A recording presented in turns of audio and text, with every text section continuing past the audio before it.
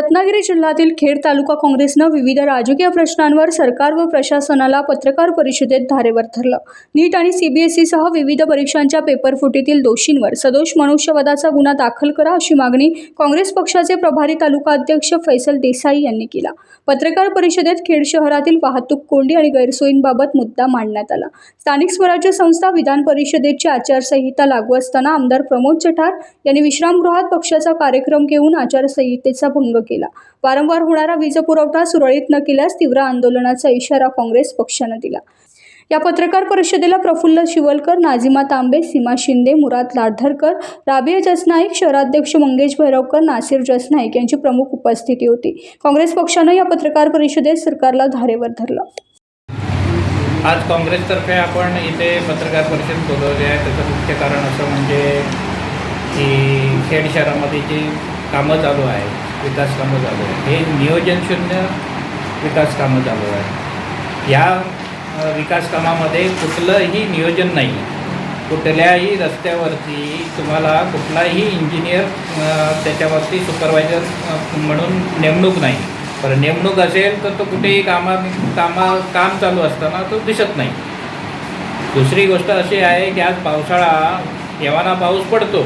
7 तारीख 10 तारखेपर्यंत जूनमध्ये कोकणामध्ये पाऊस दाखल होतो। पण आज 11 तारीख आली तरीसुद्धा आज खेडमधले जी रस्त्याची कामं आहेत, गटारांची कामं आहेत, हे सगळं फक्त खोदकाम करूनच ठेवलेलं आहे।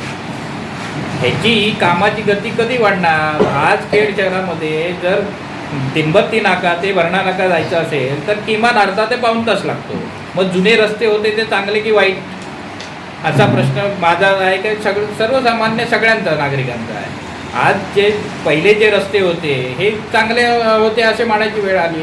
आज ही जी कामं पूर्ण करायची जबाबदारी कोणाची आहे? प्रशासनाची आहे की नागरिकांची आहे?